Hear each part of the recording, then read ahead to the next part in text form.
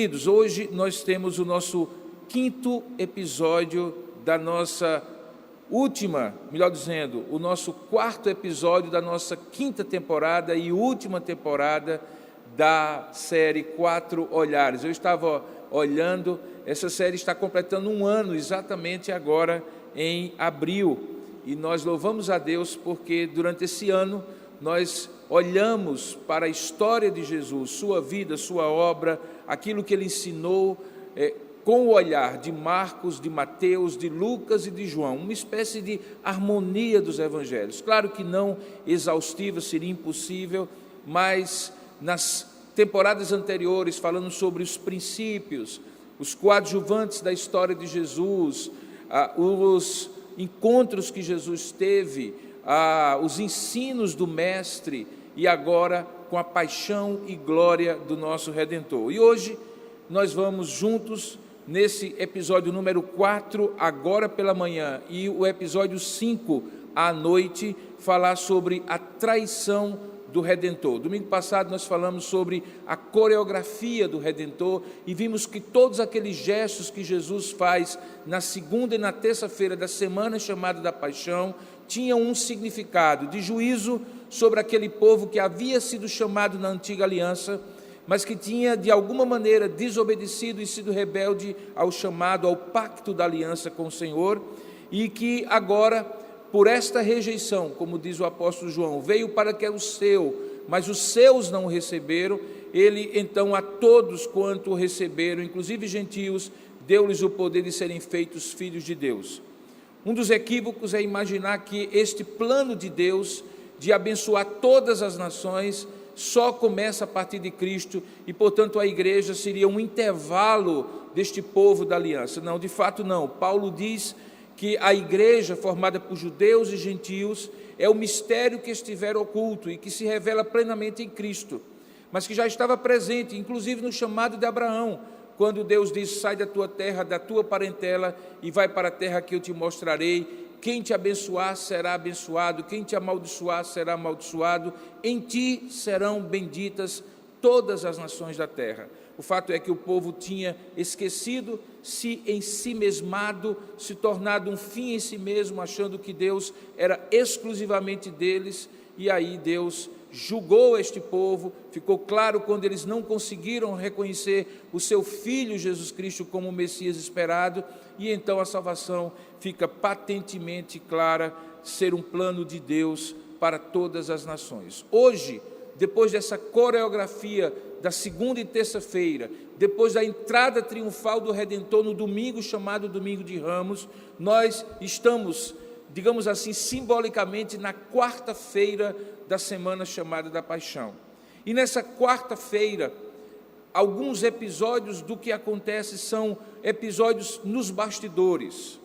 Os eventos que acontecem na quarta-feira nem são tão públicos como os da domingo, segunda e terça, da entrada e daquele limpeza do templo, daqueles ensinos, da figueira que seca, nem também são públicos como serão os episódios da quinta, sexta e até o domingo, quando haverá tudo aquilo que nós chamamos de maneira mais específica da paixão de Cristo, quando ele é traído, quando ele é crucificado, quando ele ressuscita.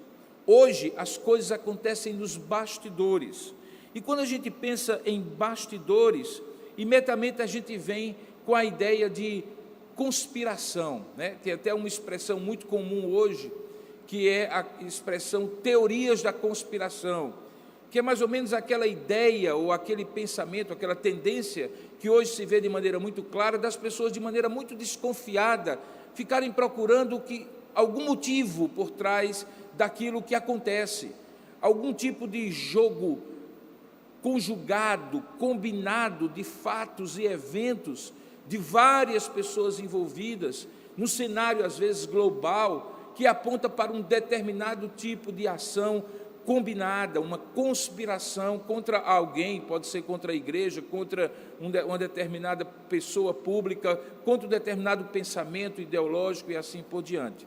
A ideia de teoria da conspiração vem, obviamente, dessa ideia de conspiração, que traz consigo, a ideia de traição, de algo que é feito às escondidas, de algo que é feito não às claras, não face a face, cara a cara, mas nos bastidores. Se você procurar os sinônimos da palavra traição, conspiração, conluio, são vários. É simples, mas todas elas apontam para a ideia de coisas feitas às escondidas, um ardil, um conciliábulo, uma palavra estranha, né? Uma aboiz, uma alicantina, arapuca, armadilha, arteirice, artifício, artimanha, astúcia, batota, burla, cambalacho, cilada, complô, embuste, endrômina, engano, engenho, emboscada, maquinação, trama, traição.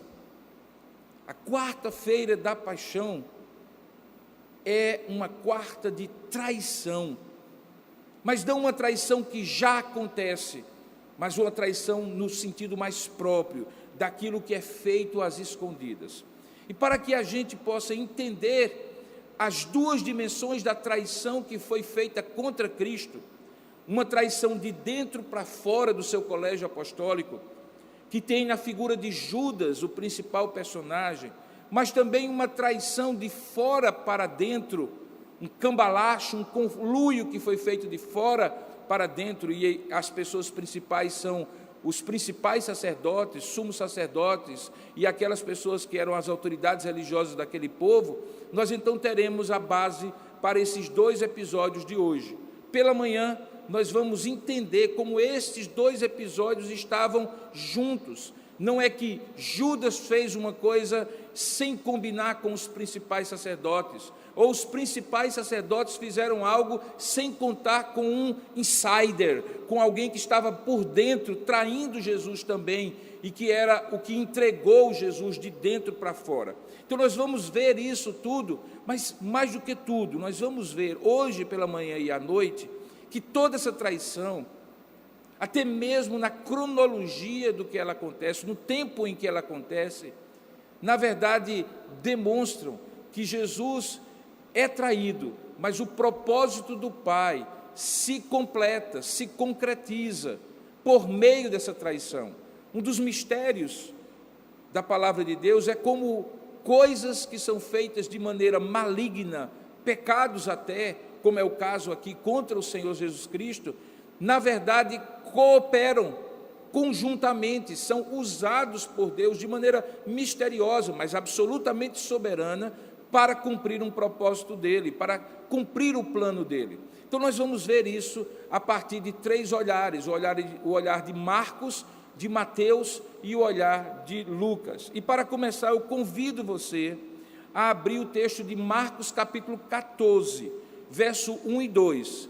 Na primeira mensagem que eu preguei quase um ano atrás, eu falei que Marcos é o homem do discurso direto ao ponto, é Marcos. E ele diz assim, Marcos capítulo 14, verso 1 e verso 2, quando ele descreve esse conluio, essa traição da quarta-feira da paixão, ele diz assim: dali a 2 dias era Páscoa, e a festa dos pães asmos, e os principais sacerdotes e os escribas procuravam como o prenderiam à traição e o matariam, pois diziam: não durante a festa, para que não haja tumulto entre o povo.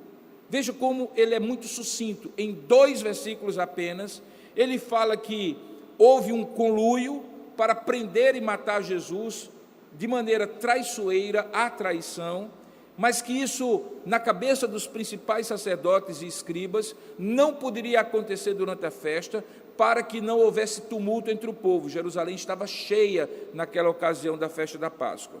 Quando você vai para Mateus, e você abre lá em Mateus capítulo 26, a partir do verso 1, que na verdade é o texto básico que nós vamos usar hoje, o texto de base que nós vamos usar hoje, a história é contada com uma riqueza maior de detalhes.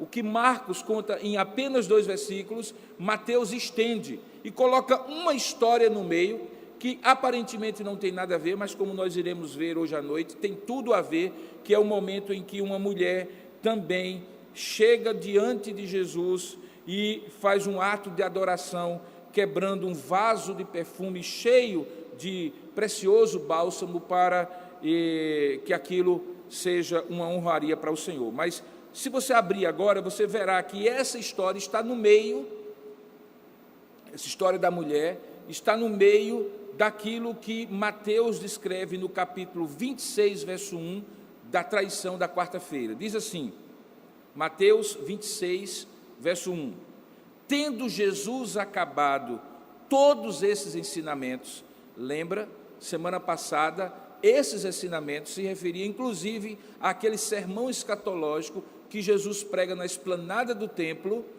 e que está descrito justamente por ter acontecido na terça-feira, e que Mateus conta essa história no capítulo 24 e 25. Ele registra, inclusive, o sermão. Então, tendo Jesus acabado todos esses acontecimentos, ele disse aos seus discípulos: sabeis que daqui a 2 dias celebrar-se-á a Páscoa, e o Filho do Homem será entregue para ser crucificado. Primeiro detalhe, perceba que Mateus diz e afirma que foi o próprio Senhor Jesus que disse que daqui a 2 dias aquilo aconteceria. Marcos apenas registra o fato que daqui a 2 dias haveria Páscoa e houve uma conspiração. Mas o Senhor Jesus, segundo a descrição do olhar de Mateus, estava absolutamente no controle das circunstâncias, e então ele diz: olha, vocês que são meus discípulos, vocês sabem que daqui a 2 dias, como acontece todos os anos, celebrar-se-á a Páscoa, e o Filho do Homem será entregue para ser crucificado. Jesus tinha consciência e controle da situação. Por conta disso, Mateus começa a descrever o que vai ou o que está acontecendo nos bastidores.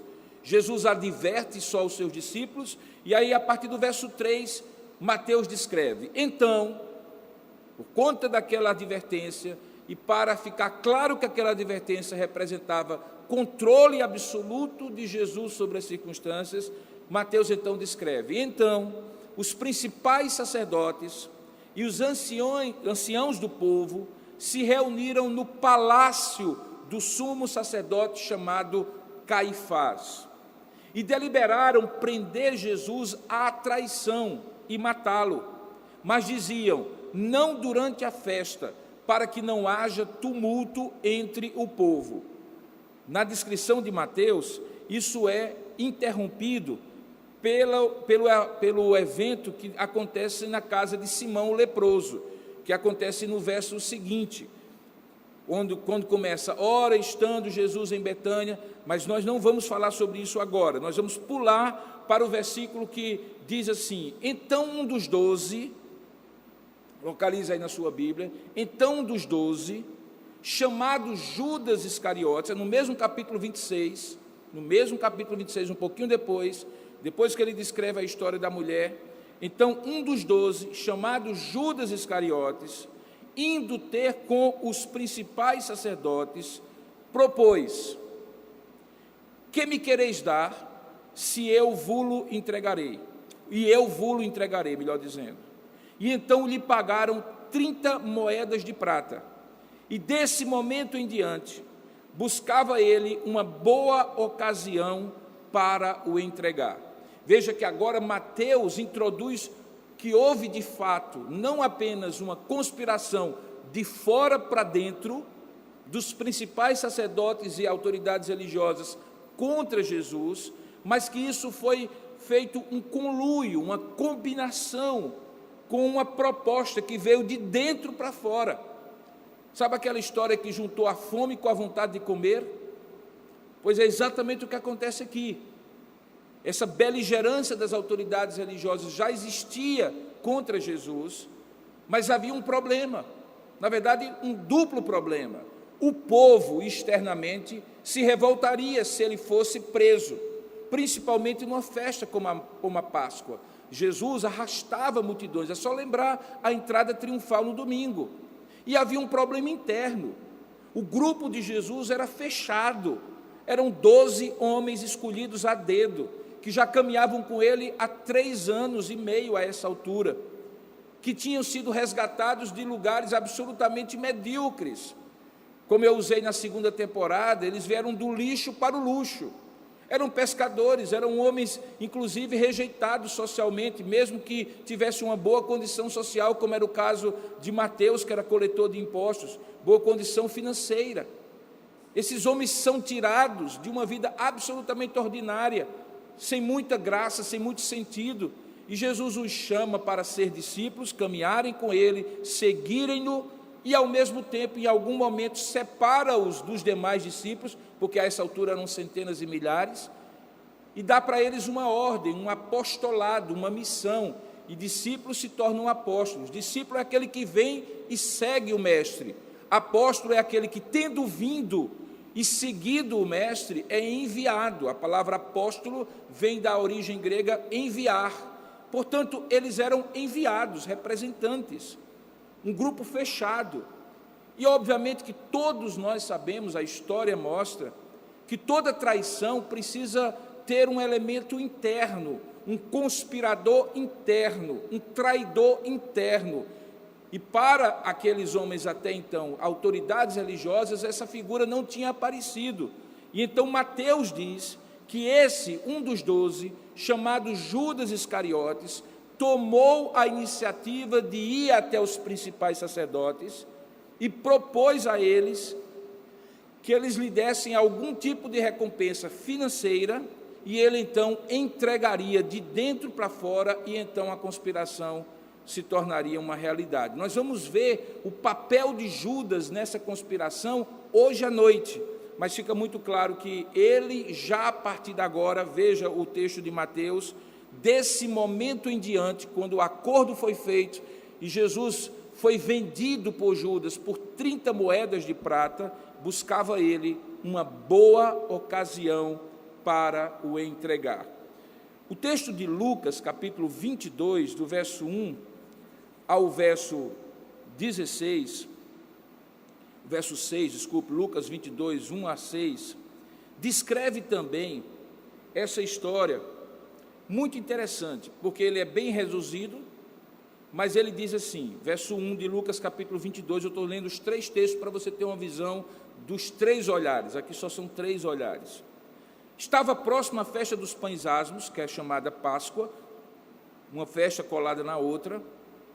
Preocupavam-se, diz Lucas, os principais sacerdotes e os escribas em como tirar a vida a Jesus, porque temiam o povo. Veja, os 3 entendem que o que segurava aquelas autoridades era o temor ao povo. Mas aí Lucas acrescenta um detalhe.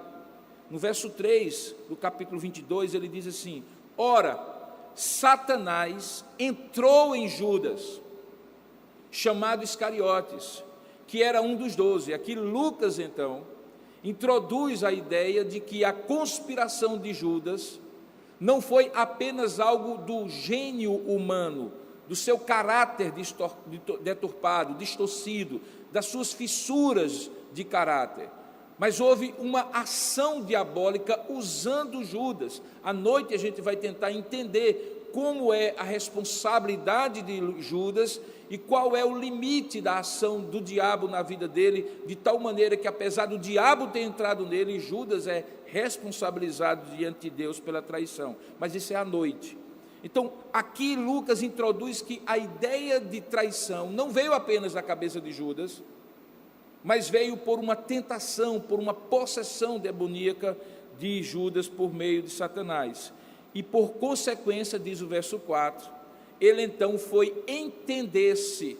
A palavra que é usada aqui no Novo Testamento grego, ele foi acertar um negócio. É a mesma ideia de um conluio, de uma traição. Ele foi entender-se com os principais sacerdotes e os capitães sobre como lhes entregaria a Jesus. Esses capitães eram a guarda específica do templo, e Jesus, obviamente, indo e voltando, como nós vimos na segunda e terça e no domingo, de Betânia para Jerusalém, entrava no templo e, obviamente, a ideia deles inicialmente era pegar Jesus em algum momento na esplanada do templo. Por isso que os capitães participam do conluio.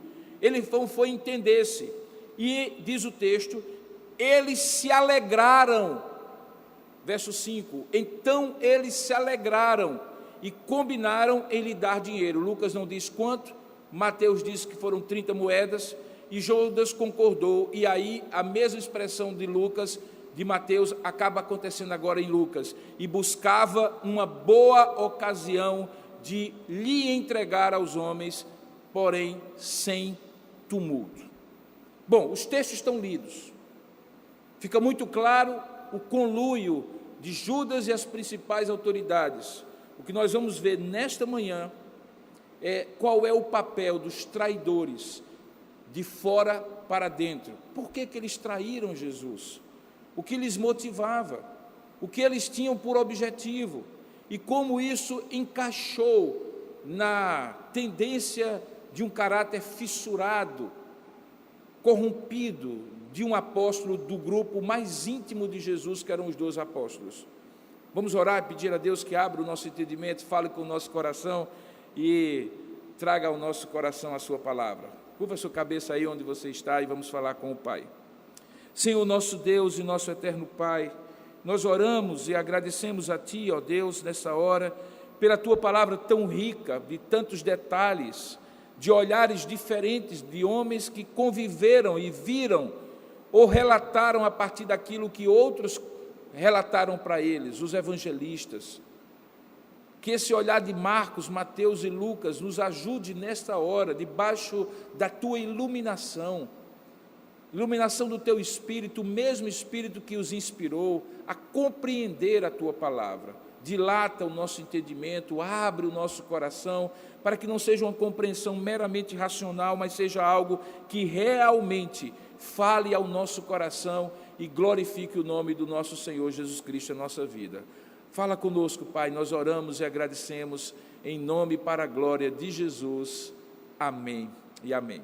Queridos, voltemos então ao texto de Mateus. Eu sei que talvez você ficou meio confuso. Eu comecei com Marcos, fui para Mateus, depois fui para Mateus, depois fui para Lucas, e agora eu quero que você volte, Mateus, porque ele vai ser o nosso condutor nessa nossa conversa. Veja, Mateus capítulo 26, verso 1 em diante. A gente já sabe de quando isso aconteceu, foi na quarta-feira da Paixão.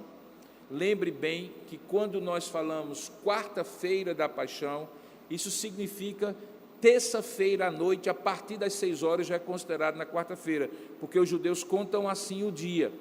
O dia sempre é contado das 6 horas do dia anterior, no nosso calendário, até as 6 horas do dia que efetivamente eles chamam pelo nome. Então, vamos colocar aqui, a quarta-feira começa às 6 horas da terça-feira e vai até às 6 horas da própria quarta-feira, segundo o nosso calendário.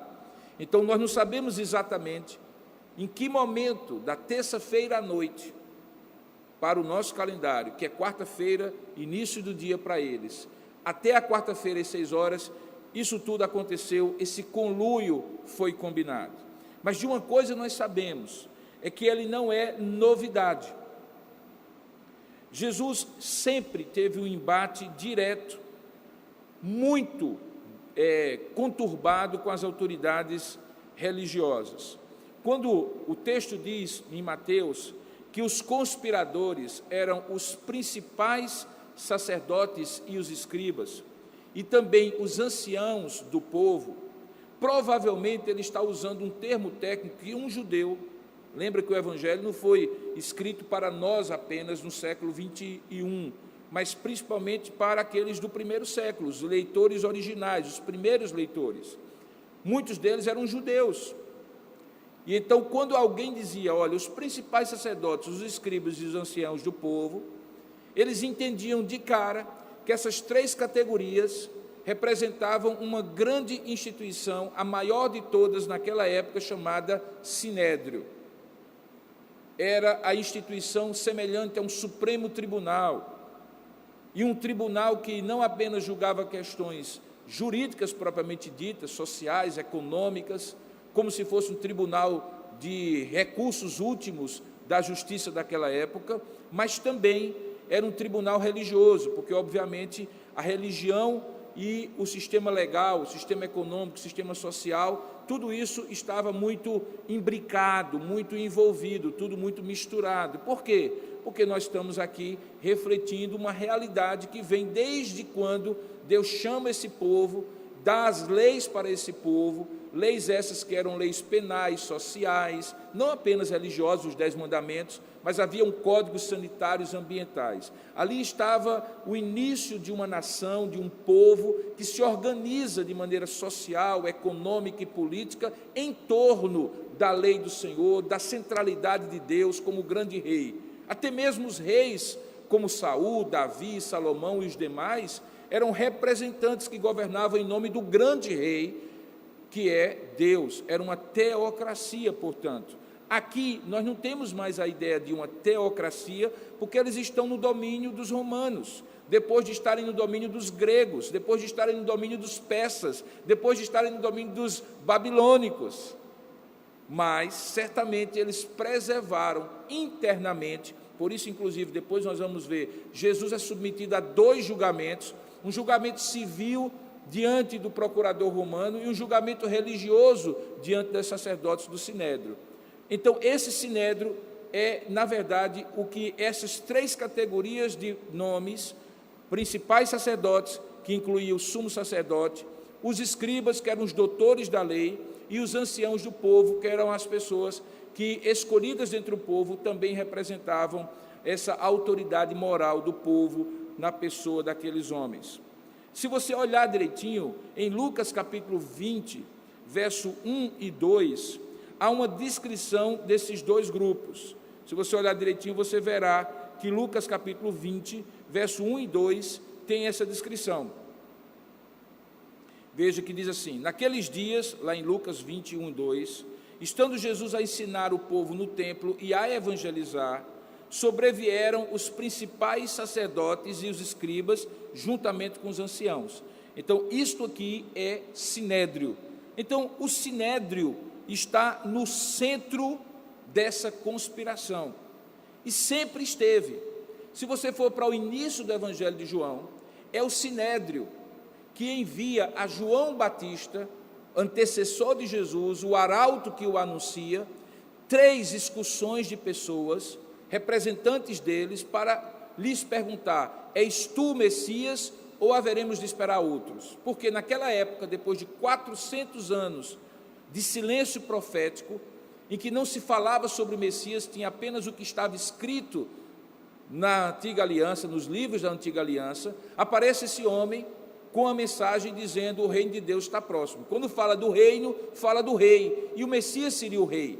Então eles mandam para João Batista interrogatórios, 3 comitivas, perguntando se ele era o Messias, e se, sendo o Messias, se não fosse Messias, quem seria, se deveriam esperar outros. A partir dali, num crescente de hostilidade, essas autoridades religiosas começam a olhar para Jesus com muita desconfiança.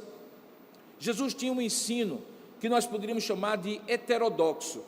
Não que ele contrariava a lei, ele mesmo diz no Sermão da Montanha: eu não vim para desfazer a lei, eu vim, na verdade, para cumpri-la. E a maneira que ele cumpriu foi sendo ele, pessoalmente, o cumprimento da lei, mas também sendo ele aquele que poderia dar a entender, ressignificar a razão mais profunda, o significado mais profundo de cada um daqueles mandamentos. Ele faz isso, inclusive, no Sermão da Montanha, quando ele diz assim: ouvistes o que foi dito, eu, porém, vos digo. E não que ele contradissesse aquilo que tinha sido dito na lei de Moisés, mas ele ia no profundo da motivação. E então ele dizia assim: olha, deixa eu dizer uma coisa, lembra aquele mandamento, ouviste o que foi dito, não matarás? Pois bem, se vocês pensam que matar é apenas fazer o mal fisicamente a alguém, tirar-lhe a vida, saiba que se alguém se irá contra seu irmão, sem motivo no seu coração, já terá assassinado ele. Então Jesus ia mais profundo. Isso tudo incomodava os principais sacerdotes e religiosos da época. Por quê? Porque àquela altura a religião judaica tinha se tornado uma religião formal, cheia de meticulosidade, cheia de detalhes, leis e sobre leis, pequenas regrinhas que foram sendo acrescentadas, mas essas regrinhas não iam ao cerne do coração do homem, que não é mudado por regras e por normas, mas por um toque na motivação, na emoção, na razão, que fazem parte dessa figura chamada coração, a sede da alma humana, a sede do ser humano. A lei não é capaz de transformar esse coração humano. E eles acrescentavam leis sobre leis, detalhes sobre detalhes. Era uma religião que tinha se tornado hipócrita. Aquilo que aparentava ser era mais importante do que aquilo que de fato era. Jesus os chama de raça de víboras, de sepulcros caiados. E você imagina a ideia, um túmulo caiado por fora, bonitinho, branquinho, mas que lá dentro tem ossos, carne em putrefação. Ele dizia, essa é a melhor figura para descrever vocês. Por fora vocês parecem religiosos belíssimos, obedientes, íntegros, mas dentro vocês são podres. Eu vejo a motivação de vocês são uma raça de víboras. Então Jesus vai num crescente de contestação daquela autoridade religiosa que estava desprovida de verdadeira piedade, de verdadeira fidelidade a Deus. E ao mesmo tempo, Jesus tinha não apenas um ensinamento contundente, que tinha uma certa heterodoxia, porque ele não tinha sido formado em nenhuma das escolas rabínicas, embora nada do que ele dissesse contradissesse a palavra de Deus, que já tinha sido revelada. Jesus também tinha uma prática que incomodava. E talvez o maior símbolo dessa prática que incomodava era como Jesus lidava com um dia sagrado para eles, que era o sábado. Para nós é o domingo. Lembra que o sábado, ou o dia do descanso, é um dia que está consignado nos 10 mandamentos para ser santificado, ou seja, separado. A gente faz todas as coisas em todos os dias, trabalha, estuda, produz o pão no suor do nosso rosto, interage com as pessoas, mas no dia do Senhor, no dia do descanso, nós devemos separar para as coisas de Deus.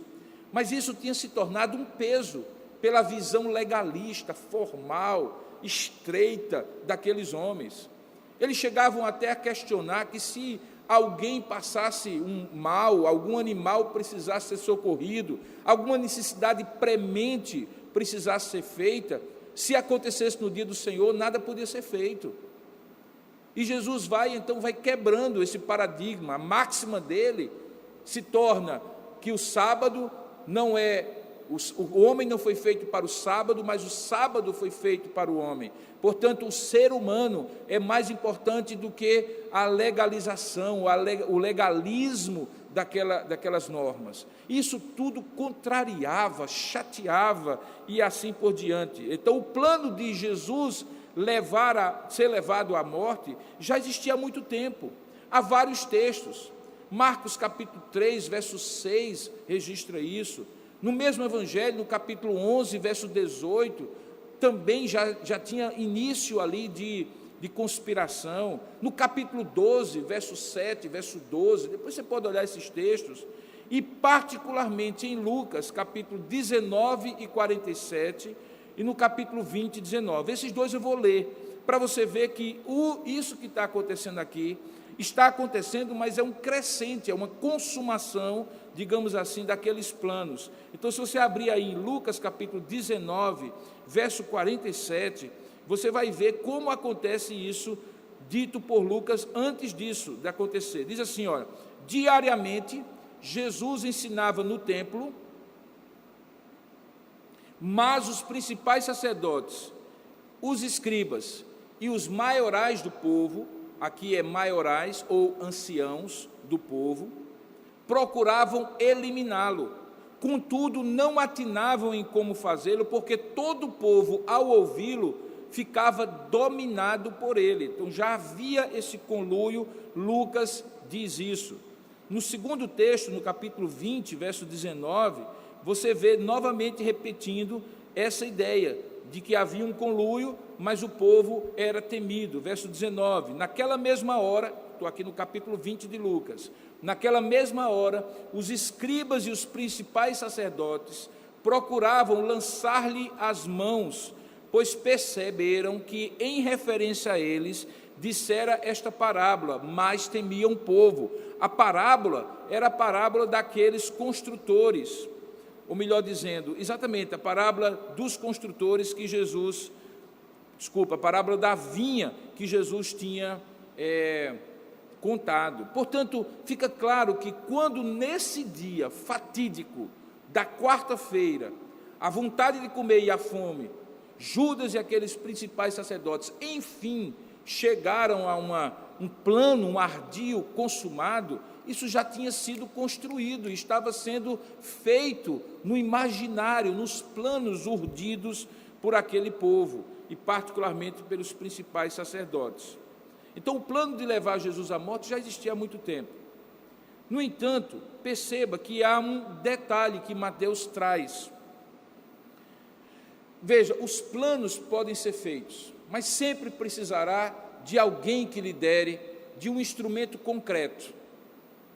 Jesus disse isso de uma outra maneira quando falou assim: olha, haverá sempre muitos escândalos, mas ai daquele por quem o escândalo acontecer. Ou seja, todos têm culpa quando entram num conluio, numa armadilha para trair Jesus, mas tem que ter alguém, e esse alguém tem que desmatar, como eu gosto de dizer a expressão, matar a bola no peito e sair jogando, tem que chamar para si a responsabilidade. Internamente, como veremos à noite, foi Judas, mas externamente, quem foi a figura que fez com que o plano, enfim, fosse operacionalizado? Essa figura é Caifás, o sumo sacerdote. A gente vai encontrar com ele, possivelmente no próximo domingo, quando a gente encontrar o julgamento de Jesus feito diante de Caifás, o julgamento religioso feito diante de Caifás. Mas se você abrir, como você já leu, em Mateus capítulo 26, verso 57, você verá que foi na casa de Caifás que esse conluio se concretizou. Veja o que é que diz o texto. O texto diz assim, se eu estou falando já da prisão de Jesus, diz que, e os que prenderam Jesus, o levaram à casa de Caifás, o sumo sacerdote, onde se haviam reunido os escribas, olha novamente eles, e os anciãos.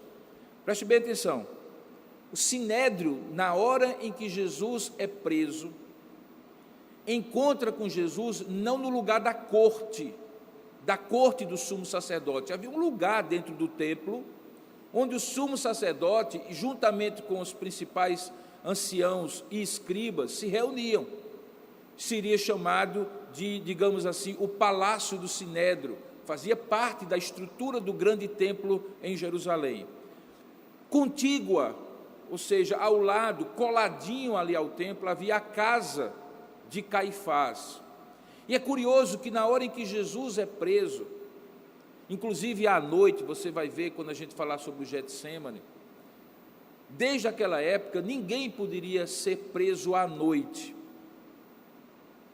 mas Jesus é preso à noite, e meio que para camuflar a quebra da lei, ele é levado pelos capitães do templo que vão prendê-lo no Getsêmani, não para o palácio, mas para as escondidas da casa do sumo sacerdote, onde já estavam reunidos os anciãos e os escribas.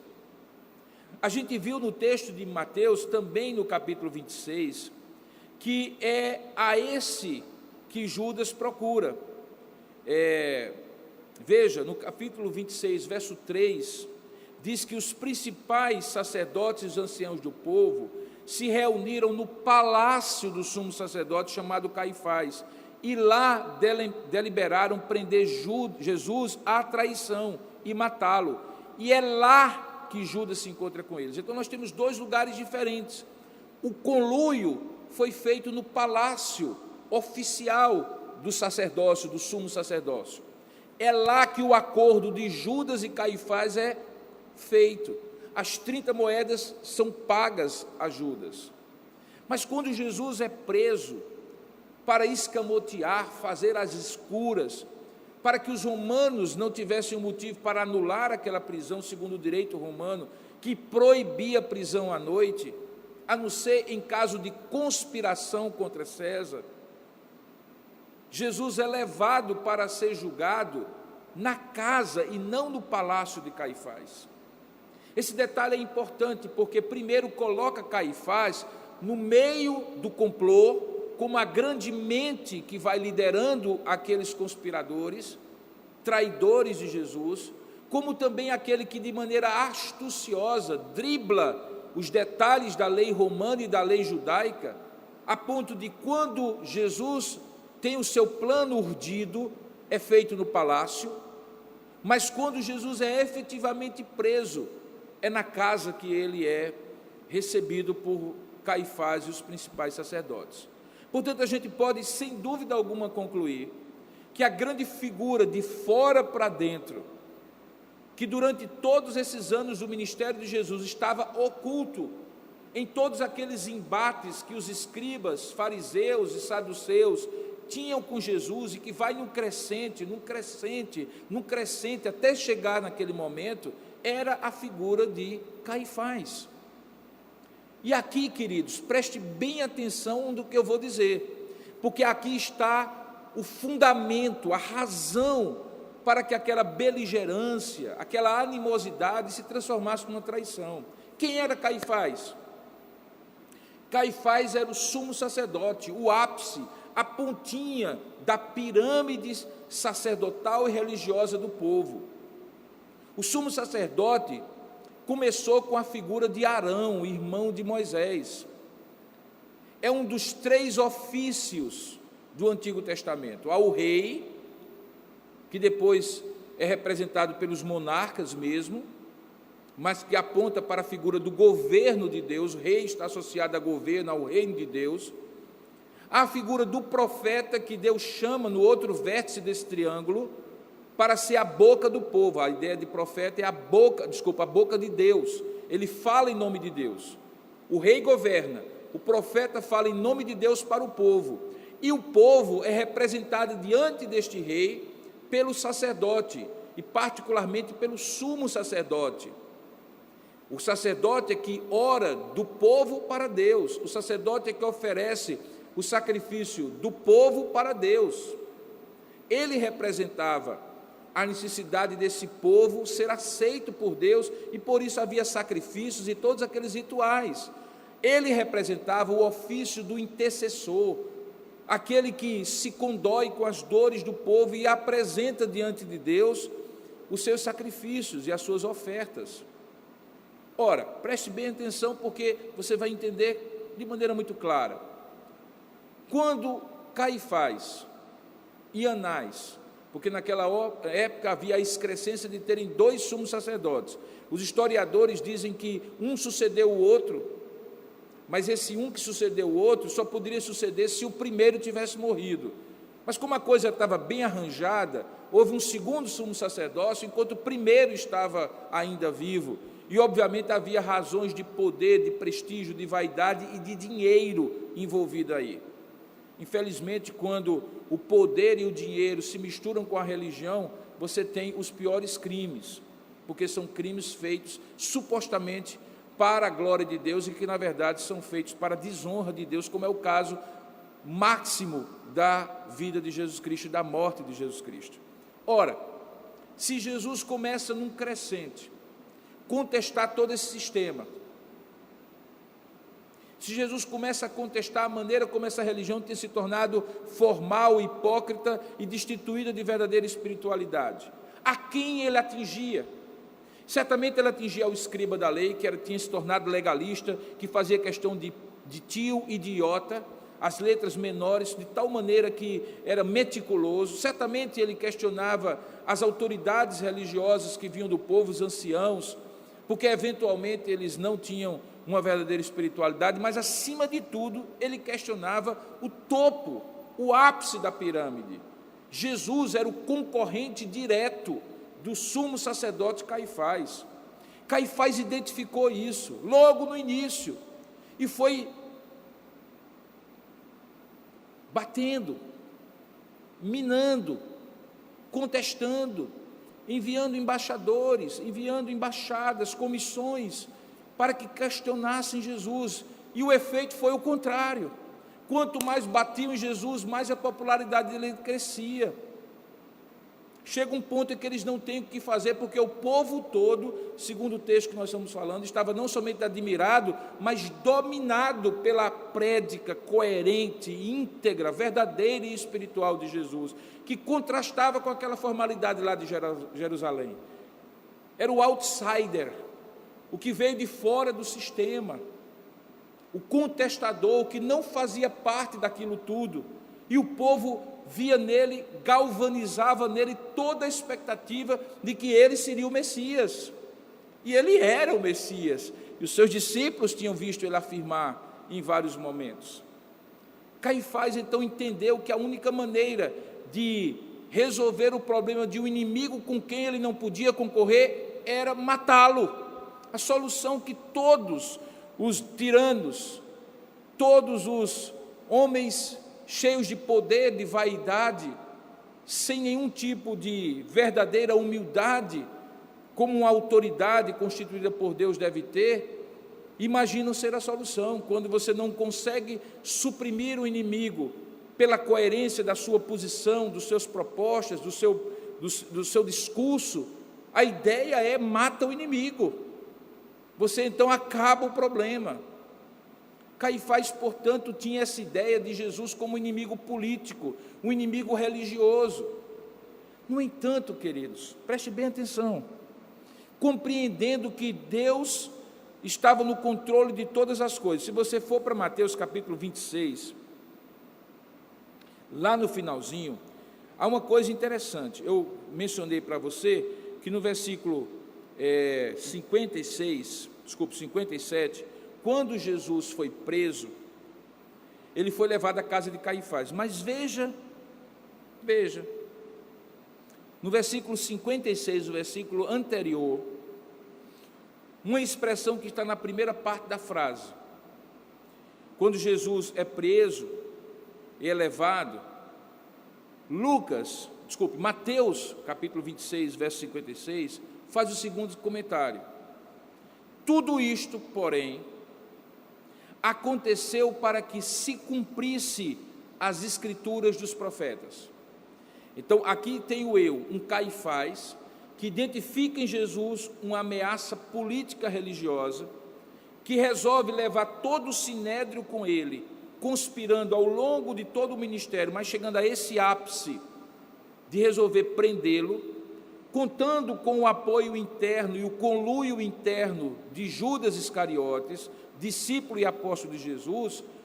Ele está como o protagonista dessa história.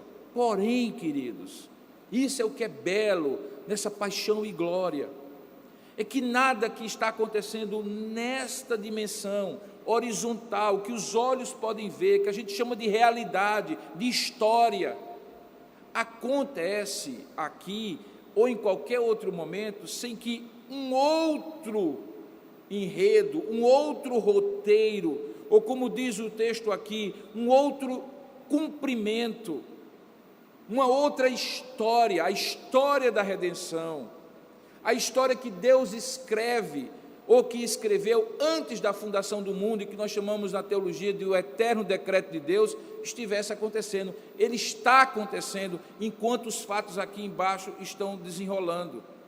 Tudo havia sido feito para se cumprir a Escritura. E o que é que se cumpria a Escritura no que se refere a Caifás especialmente?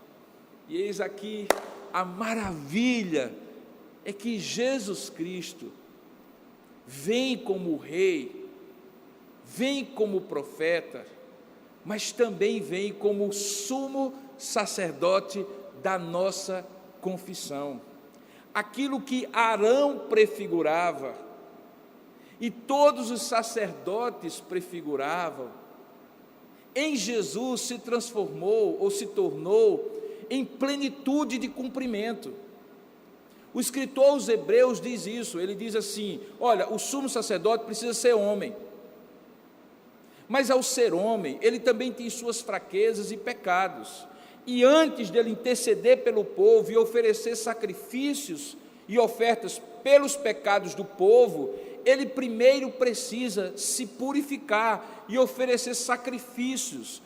O texto de Levítico, o texto de Êxodo, mostra a purificação do sacerdote antes de fazer as suas ofertas e sacrifícios. Ele tinha que tomar um banho de corpo completo, com água puríssima e corrente. Depois ele recebia uma túnica branca por baixo de tudo aquilo que ele ia vestir, da estola sacerdotal, da mitra sacerdotal, de todo daqueles aparatos, aqueles paramentos típicos do sumo sacerdócio, que tinha detalhes que todos eles eram simbólicos. Ele tomava, portanto, um banho, vestia aquele linho fino, aquele manto, aquele vestido de linho branco, puríssimo, que representava a santidade, a pureza, não podia ter costura, para dar a ideia de integridade. Era entretecido e feito de um tecido só, sem costuras.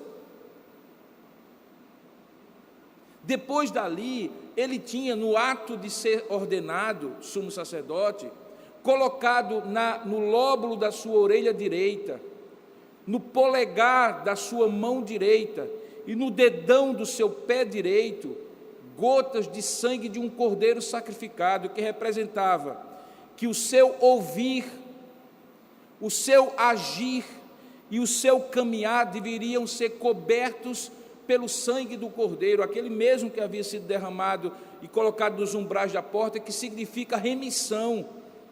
Ele era um homem remido, separado, santificado.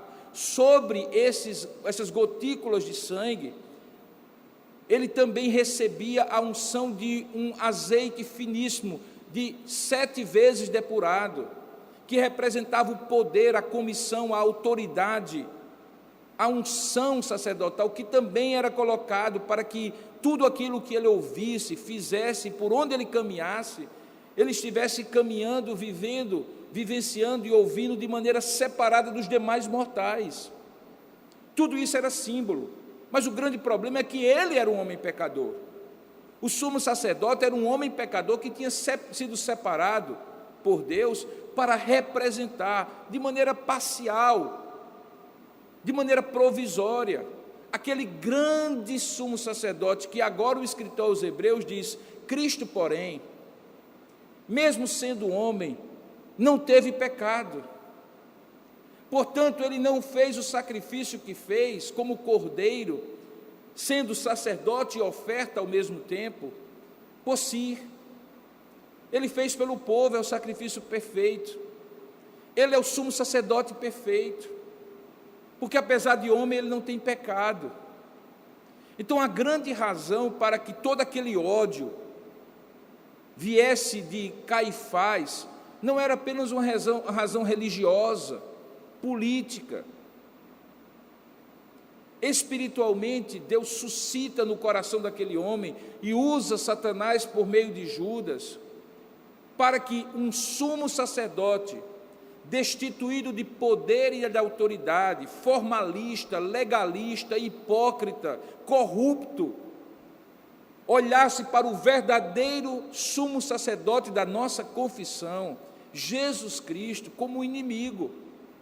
Deus estava nos bastidores dessa história, fazendo com que esse conflito e essa conspiração convergisse para a derrocada definitiva da velha aliança, e aquele sumo sacerdote fosse substituído por um novo sumo sacerdote, o nosso Senhor Jesus Cristo, o sumo sacerdote perfeito. Hebreus capítulo 4 diz um texto muito belo, porque ele descreve justamente essa ideia. Se você abrir a palavra de Deus, lá você vai ver, Hebreus capítulo 4, verso 14, diz assim, Hebreus 4,14, falando sobre o sumo sacerdócio de Jesus Cristo. Você sabe que o livro de Hebreus foi escrito para judeus, por isso que ele recebe esse nome, que tinham se convertido ao cristianismo, mas que estavam pensando na possibilidade de voltar ao judaísmo, por conta da pompa e circunstância do judaísmo. O cristianismo primitivo era muito simples, e Jesus, então, o Espírito Santo, então, inspira o escritor aos Hebreus, que nós não sabemos quem é, muitos dizem ser Paulo, possivelmente eu acredito dessa forma. Ele mostra em vários momentos da sua carta a superioridade de Cristo, sobre a superioridade da aliança de Cristo sobre a antiga aliança, a superioridade do reinado de Cristo, do nome de Cristo, da essência de Cristo e do sumo sacerdócio de Cristo. Veja o que é que ele diz aqui no capítulo 4, verso 14. Ele diz assim: tendo, pois, a Jesus, o Filho de Deus, como grande sumo sacerdote, que penetrou os céus. Lembra que a ideia do sumo sacerdote que penetra no santíssimo lugar, na própria presença de Deus, isso uma vez por ano, no dia da expiação, no Yom Kippur. Aqui é substituída pela ideia de que o Senhor entrou na habitação do próprio trono de Deus, como Filho de Deus encarnado. Isso ele fez pela morte, nós veremos depois. De uma vez por todas, diz que ele penetrou os céus, e por causa disso, conservemos firmes a nossa confissão. E olha a descrição doce que é feita desse sumo sacerdote. Ele diz assim: porque não temos sumo sacerdote que não possa compadecer-se das nossas fraquezas. Antes foi ele tentado em todas as coisas à nossa semelhança, mas sem pecado. Acheguemo-nos, portanto, confiadamente junto ao trono da graça, a fim de recebermos misericórdia e acharmos graça para socorro em tempo oportuno. Esse sumo sacerdote é Jesus. No capítulo seguinte, capítulo 5, ele diz assim: olha, porque todo sumo sacerdote, ele é tomado dentre os homens, ele é constituído nas coisas concernentes a Deus, a favor dos homens, aquilo que eu estava explicando, para oferecer tanto os dons como os sacrifícios pelos pecados. Ele deve ser capaz de condoer-se dos ignorantes e dos que erram, pois ele também mesmo está rodeado de fraquezas. E por esta razão, deve oferecer sacrifícios pelos pecados, tanto do povo como de si mesmo. E aí o escritor diz: ninguém, pois, toma essa honra para si mesmo, senão quando chamado por Deus, como aconteceu com Arão. Mas aí ele olha para Jesus como esse sumo sacerdote e diz: não, agora no caso de Cristo, ele a si mesmo não se glorificou para se tornar um sumo sacerdote, mas o glorificou aquele que lhe disse: tu és o meu filho, hoje eu te gerei. Como em outro lugar também é dito: tu és sacerdote para sempre, segundo a ordem de Melquisedeque. E qual foi o ministério de Jesus como sumo sacerdote? Enquanto tinha um sacerdote falso, um sumo sacerdote corrupto em Jerusalém, nos 3 anos e meio, diz o texto que Jesus, nos dias da sua carne, verso 7, eu estou lendo Hebreus 5, tendo oferecido com forte clamor e lágrimas, orações e súplicas a quem o podia livrar da morte, e tendo sido ouvido por causa da sua piedade, embora sendo filho, aprendeu a obediência pelas coisas que sofreu, e tendo sido aperfeiçoado, tornou-se autor da salvação eterna para todos os que lhe obedecem.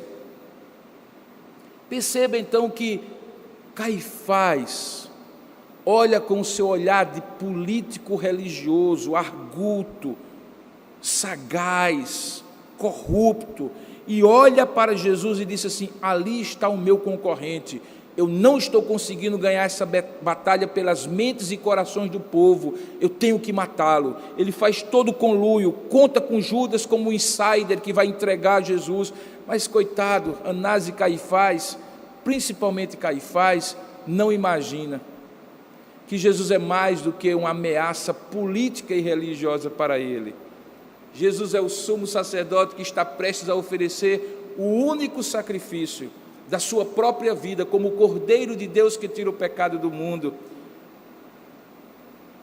e que de uma vez por todas haverá de remir aqueles que creem dos seus pecados. Nunca mais alguém precisará se aproximar de Deus por meio de um sumo sacerdócio e toda a estrutura religiosa corrupta que Caifás representava. Aquilo foi quebrado. Quando Jesus pega o vinho no momento da Páscoa, nós iremos ver depois, e diz assim: e neste sangue, neste vinho que agora representa o meu sangue, ele diz: o sangue de uma nova aliança. E a aliança implicava em ter um outro mediador, um outro profeta e um outro sumo sacerdote. Era ele era o sacerdote, ele era a oferta. Nunca mais Caifás, nunca mais Anás, nunca mais sacrifícios de bodes e cordeiros. Veja, o conluio e a conspiração de Caifás faziam parte de um propósito de Deus decretado desde toda a eternidade, de enfim chegar ao conhecimento de todos que o sumo sacerdote tinha chegado. Ele não era apenas o rei dos judeus, anunciado a Herodes o Grande pelos magos do Oriente. Ele não era apenas a voz profética definitiva de Deus, que fazia o povo se maravilhar da sua doutrina e ouvir Deus falando por meio dele, a palavra viva. Mas ele também é o sumo sacerdote da nossa confissão. E por isso, Caifás foi um pobre, mesquinho e medíocre sacerdote, sumo sacerdote, que na sua mediocridade e mesquinharia, na sua corrupção, cumpriu e foi instrumento de Deus para cumprir o propósito, cumpriu o seu papel, e foi instrumento de Deus para cumprir o propósito do Senhor, do novo sumo sacerdote, fazer o sacrifício definitivo.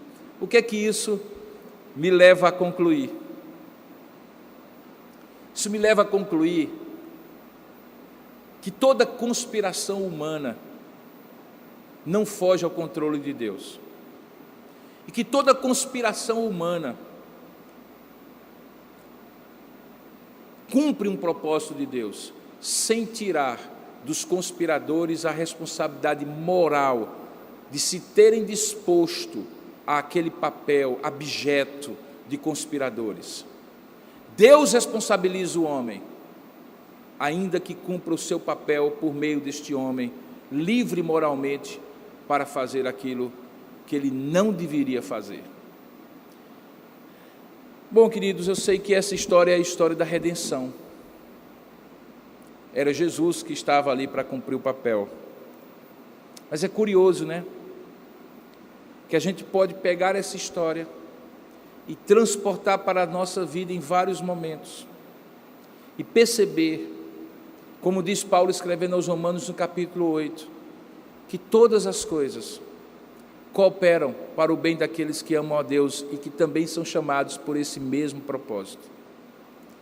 Isso me dá conforto e deve dar conforto a você, de saber que a nossa vida, se vivida diante de Deus, ainda que cheguemos a enfrentar conspirações, sedições, traições, de toda ordem, movidas pelos motivos mais terríveis possíveis, nada disso nos afastará do amor e do propósito de Deus, porque se Deus é por nós, quem será contra nós?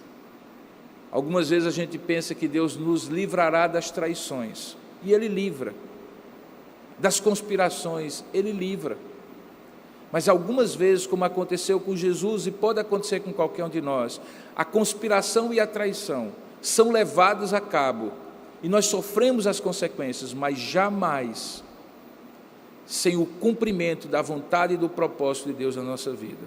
E por isso podemos descansar no Senhor, na palma da sua mão, porque os piores conspiradores jamais serão capazes de ir contra o propósito de Deus que Ele tem para a sua vida. Confie nessas verdades, porque o maior exemplo delas é a conspiração que aparentemente deu certo, mas deu muito errado para Caifás e para todos aqueles conspiradores, porque Deus estava no controle, como está o controle da sua vida, nas conspirações que você vier a enfrentar. Vamos orar juntos. Ó Deus amado e querido Pai, ao fim deste culto, nós rogamos que esta palavra tenha nos inspirado a confiar em Ti, tenha nos motivado a confiar em Ti, sabendo que se com o Teu próprio Filho Jesus Cristo, dentro do projeto, do propósito eterno do Senhor, mesmo a conspiração e a traição, cumpriram o Teu propósito, a Tua vontade, assim também pode e certamente será conosco. Ó Deus, sabemos que com Cristo havia um propósito salvífico, redentivo, que não é o caso de nenhum de nós. Ele morreu pelos nossos pecados, por causa da conspiração, como sumo sacerdote e cordeiro de Deus, para nos remir dos nossos pecados. Mas quanto a nós, teus filhos por meio de Cristo, nas nossas lutas diárias, nos faz olhar para Jesus e saber que nada que acontece conosco, assim como aconteceu com ele, foge do teu propósito, porque tu és o Deus que frustra as conspirações que são contra a tua vontade e usa as conspirações que vão concorrer conjuntamente, cooperar conjuntamente para o cumprimento do teu propósito. Nos ajuda a discernir umas das outras, confiando em Jesus, o nosso sumo sacerdote da nossa confissão.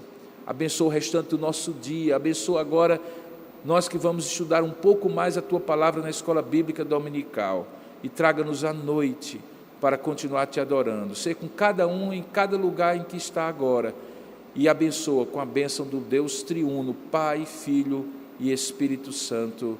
Amém.